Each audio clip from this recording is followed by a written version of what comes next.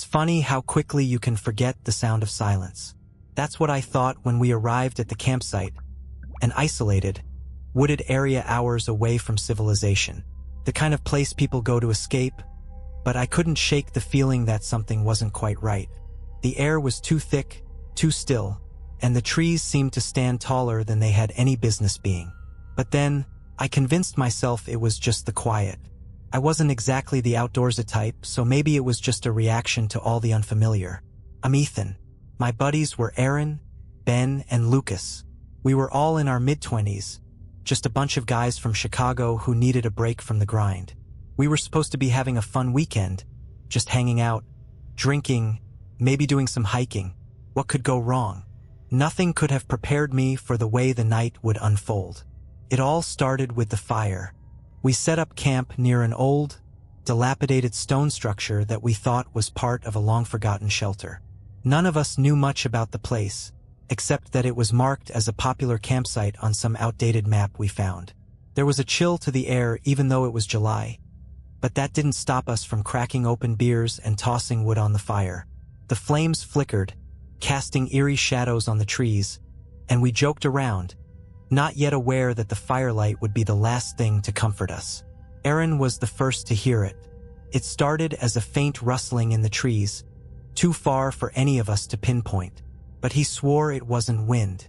I told him he was just being paranoid, until it happened again. This time louder, more deliberate. Ben stood up and motioned toward the woods.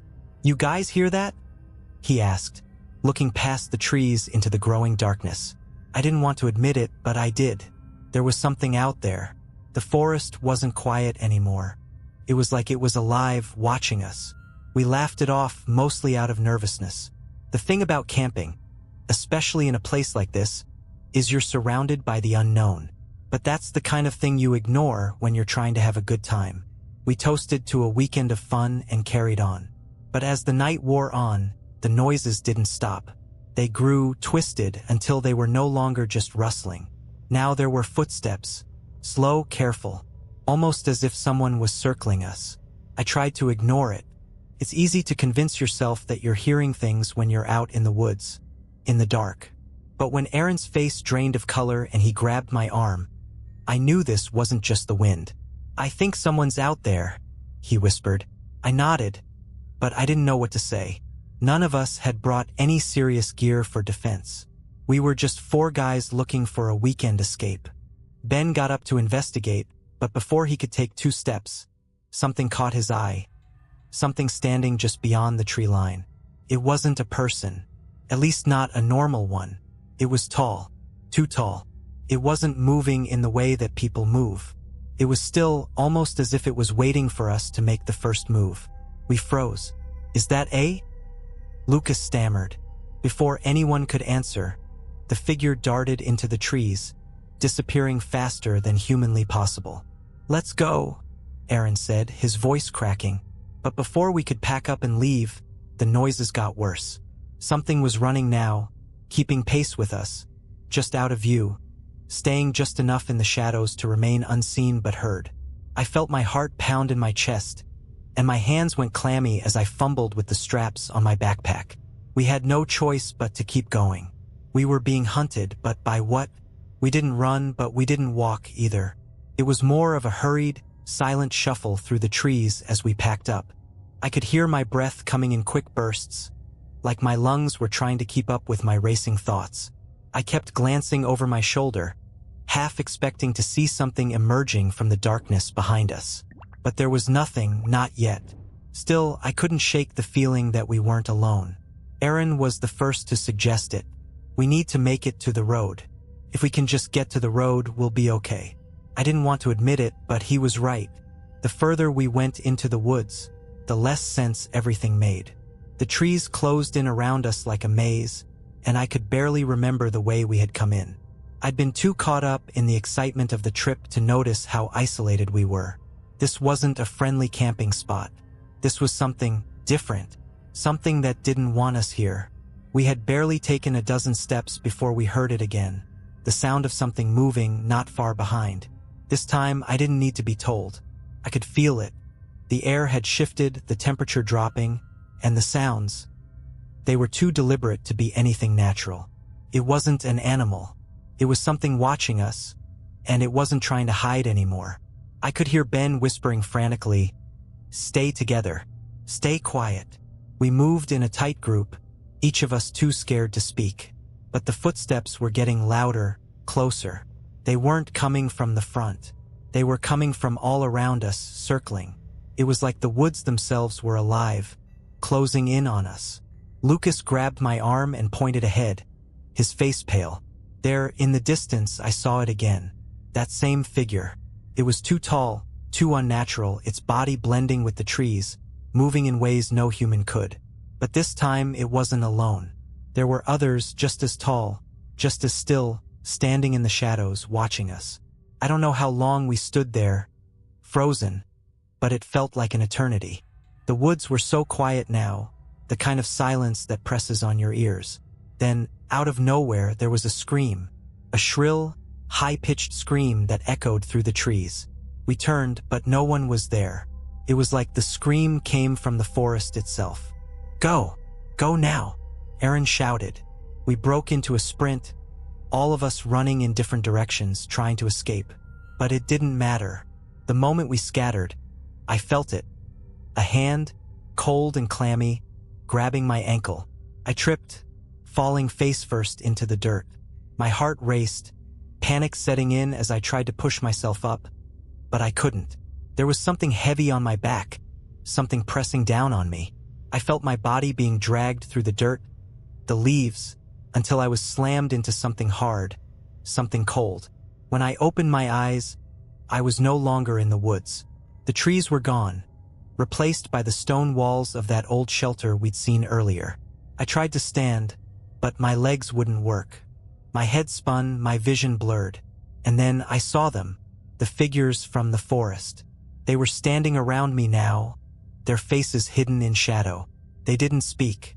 They didn't need to. And then I heard it. A voice, low and guttural, coming from one of them. It wasn't English. It wasn't anything I recognized. But it didn't matter. I could feel it. Whatever they were, they weren't human. I could hear my heart pounding in my chest, my pulse roaring in my ears. I thought I was going to die right there. But then, just as suddenly as it began, the pressure lifted. The figures were gone. The woods were silent again. I was left alone, lying on the cold stone floor, breathless and shaking. I don't know how much time passed, but when I finally regained my senses, I crawled toward the door of the shelter. The world outside was just as dark, just as silent. But the creatures, the things, were gone. I stumbled back into the woods, not knowing which direction I was going, but all I could think about was getting away. Away from that place, away from whatever had been hunting us. I don't remember how I made it back to the road. All I know is that I found a car. It was empty, but it was running. I didn't care whose car it was. I just got in and drove. I didn't stop driving until the sun started to rise. And even then, I couldn't shake the feeling that they were still out there, watching me, waiting for me to turn around. The road was empty, the kind of empty that made everything feel abandoned. The kind of quiet that felt wrong, like it was holding its breath. When I finally pulled into the nearest town, I didn't even know where to go. I didn't want to go home. I didn't want anyone to know what happened. I didn't know what to say. The look on Aaron's face when I found him, his eyes wide, terrified, told me I wasn't the only one who had seen things. But I didn't want to talk about it. Not yet. I pulled into a diner, hoping a cup of coffee would steady my nerves. As I stepped inside, the place felt too warm, too normal, like I had stepped out of the nightmare and into someone else's reality. But I couldn't relax. Not really. I couldn't shake the images of the woods, the figures, and the voices, and I couldn't forget that scream. Whoever or whatever had screamed, it wasn't human. The waitress gave me a concerned look when I sat down at the counter. "You okay, Han?" she asked. I nodded, forcing a smile. "Just tired." She smiled back, but there was something strange in her eyes, something like she knew something I didn't. Before I could ask her if she had heard anything strange about the woods, she turned away to serve another customer. I tried to drink my coffee, but it felt like it was just sitting there, cold and bitter. I couldn't stop thinking about Ben, Lucas, Aaron. I didn't know if any of them had made it out of the woods. I didn't want to think about it, but I couldn't stop myself. Had they survived? Had they seen what I saw? What the hell were those things? As I paid the bill and left the diner, something caught my eye. A newspaper on the counter, face down. It wasn't until I turned it over that I froze. The headline was clear, printed in bold letters. Missing hikers found near old shelter.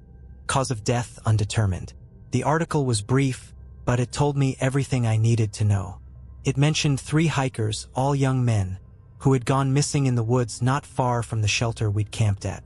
They'd been found a week later, their bodies twisted and contorted in unnatural ways. It was clear they hadn't died from natural causes. It didn't say much more than that, but the police hadn't found any signs of animals or other people. The authorities chalked it up to something else, but no one could explain it. I dropped the paper, my hands shaking. My blood ran cold. I recognized the names of the missing hikers. They were all from a nearby town. But what was even worse was the date. The article was published just 2 days ago, and we had only been in those woods a few hours before. How could they have been dead for a week when we were right there? How could we have been walking in the same woods as them without knowing? Clicked. We weren't the first to be hunted in those woods, and we wouldn't be the last. I didn't even wait for my legs to steady before I turned and ran out of the diner. I needed answers. I needed to know what was going on, to understand why those things had followed us, and why they weren't letting us go. I drove back to the campsite, every part of me telling me to turn around. But I couldn't. Something inside me, something dark, was pulling me back. I don't know why. Maybe it was to prove something to myself. Maybe it was because I didn't know how to live with what I had seen, without understanding it. But whatever the reason, I went. And when I arrived at the campsite, it was just like before. The stone shelter was still there, the trees just as tall and ominous. But this time I wasn't alone.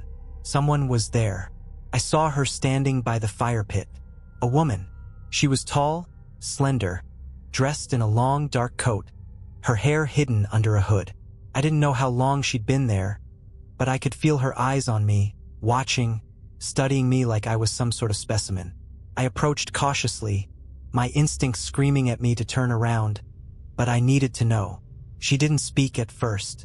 She just stared, her face hidden in the shadows of her hood. "I know what you've seen," she said finally, her voice soft, but with an edge to it. "You've seen them, the ones that come out when the night is too dark." I froze. "You can't run from them," she continued, "and you can't hide. They know you, they know your name, and they'll always come for you." "Who are you?" I whispered, my throat dry. The woman smiled faintly. "You don't remember, do you? You've been here before, Ethan. But you were someone else. You'll come back again. It's always the same." Her words hung in the air, suffocating me like a thick fog. I wanted to run. I wanted to scream, to ask her what she meant. But something in her eyes, something cold and unyielding, kept me rooted to the spot. I couldn't move. I couldn't think. "You don't remember, do you?" she asked again, her voice barely above a whisper. I shook my head. I don't understand. What are you talking about?" She didn't respond immediately. Instead, she stepped closer, her movements too smooth, too deliberate. There was a strange energy around her, like the forest itself was alive and bending to her will. I couldn't breathe properly. The air felt thicker, heavier, almost suffocating. "You're not the first," she said finally, as if I had asked a question I didn't even know I had. "You're just the latest to be chosen." "Chosen for what?" My voice cracked as I spoke. Her eyes, dark, hollow, ancient, never left mine. I could feel my pulse quicken as she moved closer, and I wanted to step back, to escape, but I couldn't. I was frozen. "They come for the ones who stumble into their world. The ones who don't belong. They'll always find you. The woods, the shelter, the shadows, they're a part of them. And once you've seen them, once you've crossed into their domain, you'll never leave." "Not truly." Her words hit me like a slap to the face, and for a brief moment, everything went still. No birds, no wind, just a silence that felt too loud, too oppressive. It was like I was trapped in the space between breaths. "Who are they?" I asked again, almost begging for some kind of explanation. But the woman didn't answer me. Instead, she took a step back and motioned toward the shelter. It felt like I was in some kind of trance, unable to resist the pull of her gaze. I had to go inside. It wasn't a choice anymore. It was like I was being guided by something I couldn't control. I didn't want to go in, but I had to. And when I crossed the threshold of the old stone structure, the temperature dropped again. It was colder than I had ever felt before. The air was thick with something I couldn't explain, like the walls themselves were pressing in on me. As soon as I entered, the woman was gone, vanished into thin air, leaving me standing alone in the darkness. But I wasn't truly alone. I could feel them, the presence that had been stalking me since the moment I arrived at the campsite. They were there, in the shadows, just out of sight, waiting for me to understand the truth. That's when I heard it. The same voice, the same guttural sound I had heard before, only now it was clearer, closer, a whisper, a rasp that sounded like it was coming from inside my head. "You should have stayed away." I spun around, my heart pounding in my chest. But there was nothing, no figure, no face, just the darkness of the shelter. But I knew something was there. Something was watching me. Suddenly, I felt it, cold fingers brushing against my neck. The touch was so light, so gentle, but it sent a shiver down my spine. I gasped, but when I turned to face it, there was nothing, just the emptiness of the stone walls. But I could feel it. I could feel them. And then I saw it. Out of the corner of my eye, I saw a figure standing just outside the shelter. Not the tall, gaunt figures from before, but something different. Something human, but not. A woman, dressed in tattered clothes, her face hidden by long, dark hair. She was staring at me, her eyes wide and unblinking, as if she were waiting for me to make a move. Couldn't breathe. My chest was tight, suffocating me. I wanted to run, but my legs wouldn't move. I couldn't escape. Not from this place. Not from whatever it was that was holding me here. The woman in the shadows took a step forward, her footsteps echoing in the silence. And then I saw something that made my blood run cold. She had no feet. Her legs ended in jagged, broken stumps. And as she stepped forward, I realized the ground beneath her was not solid. It rippled, like water, bending and twisting around her. And that's when I understood. She wasn't walking on the earth. She was part of it. I opened my mouth to scream, but no sound came out. I was trapped, my voice stolen by the horror of the realization. They were real. They weren't just shadows or hallucinations. They were the forest, the shelter, the ground beneath me. They were everywhere. And now, so are you.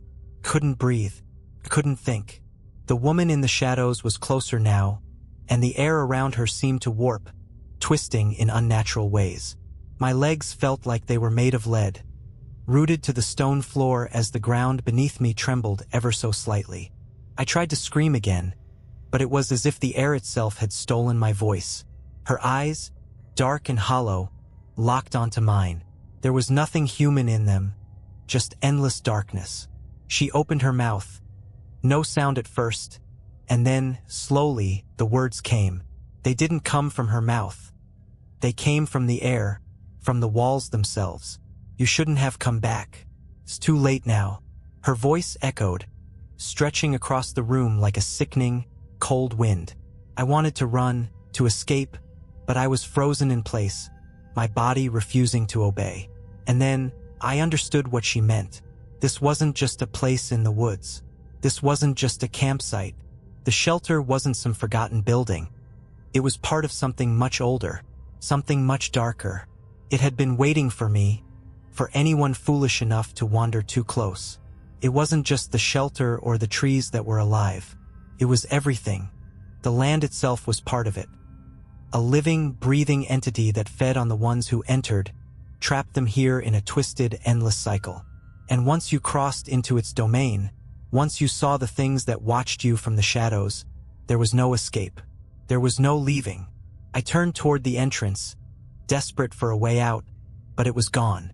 The door was sealed shut, and in its place was nothing but blackness. The walls seemed to close in, pressing against me as if they too were alive, their weight bearing down on my chest. Couldn't breathe. Couldn't think. I was suffocating. The woman, if that's even what she was, took another step toward me, her body moving unnaturally, her broken legs dragging across the floor, leaving trails of blackness in their wake. With every step, the air grew colder, heavier. I wanted to fight back, to scream, but my body betrayed me. I couldn't move. I couldn't escape. You don't understand, the voice in my head whispered. This place has always been here, and it will always be. The walls around me seemed to pulse with life, and then I saw them. The figures, those tall, shadowy beings, emerged from the darkness, their eyes glowing with a sickly, dim light. They circled me, not walking, but gliding through the air, their forms bending in ways that should have been impossible. They weren't human. They weren't anything from this world. And then, for the first time, I heard their voices. Not in the air, not in my head, but from their mouths. Low, guttural, ancient words that echoed in a language I couldn't understand, but somehow, deep down, I knew what they meant. You're ours now, forever. My mind shattered as the words filled me, sinking deep into my soul. I felt it. Something dark, something cold, spreading through my body. It wasn't physical. It was something worse, something that twisted the very core of who I was. I wasn't just trapped in the shelter. I was part of it now, part of the woods, part of the darkness that surrounded me. I wanted to fight it. I wanted to scream, but I couldn't. I was already one of them. The woman's face twisted into a grotesque smile, her eyes widening as she watched me. You'll never leave. You'll never be free. I tried to move, tried to fight back, but there was nothing left. My body didn't belong to me anymore. My thoughts weren't my own. The woods had taken me, and now it was too late. The last thing I remember before the darkness consumed me was a single, haunting thought. This is the fate of anyone who dares to enter. I woke up in the woods. It was the first thing I noticed. The trees. They stood so tall, so dark, surrounding me like walls. The air was thick with that familiar heaviness, the cold that sank deep into my bones. I was lying on the ground, not on stone, but on the cold earth, wet and damp with dew. But it didn't feel like any ordinary forest. It was more alive, more aware of me. And when I opened my eyes, I saw it. The same tall figures, standing at the edges of my vision, lurking in the shadows. I wasn't alone. Panic rose in my chest as I sat up, my mind reeling, trying to make sense of what was happening. I remembered everything, the shelter, the woman, the darkness. But this was different. This wasn't just being trapped. This wasn't just being watched. This was my reality now. I tried to move, tried to stand, but the ground beneath me shifted. It was like the earth itself had changed, morphed into something unrecognizable. Its surface uneven, pulsing with life. I could feel the land beneath me, could feel it reaching up, crawling under my skin, binding me to it. I turned my head to see the shelter again, looming in the distance, just as I had left it. The figures were there too, their glowing eyes piercing the darkness, watching my every move. There was no escape. I wasn't just trapped here. I belonged here. And then, I heard it. Those words, the same haunting words that had filled my mind before. You'll never leave. You are one of us now. I tried to scream, but no sound came out. My voice was gone, replaced by the same emptiness that had consumed me in that shelter. There was no one left to hear me, no one to save me. The ground began to shake, the trees bending and groaning as if they were stretching toward me, their branches twisting like fingers, reaching out to claim me. I could feel the pull, the relentless draw of the woods, the dark power that had taken me. It was too late. I couldn't fight it. I wanted to run. I wanted to scream again, but my legs wouldn't obey. I could feel them, the figures around me, drawing closer, their cold presence seeping into my soul. They were waiting for me to finally understand. I had become part of the forest. And as the last vestiges of my humanity were swallowed by the darkness, I realized the truth that no one could escape. The woods, the shelter, the creatures, they weren't just waiting for us to come to them. They were always here, always watching, and if you're unlucky enough to find them, if you step too far into their domain, you'll never be free. Because once you've seen them, once you've heard their whispers in the trees, you are already part of their world. And the forest will always claim what is its own. There is no escape. Did you like these stories? Write in the comments. And please write what you didn't like. It will be useful for me to know your opinion. And I will improve my work. Thank you.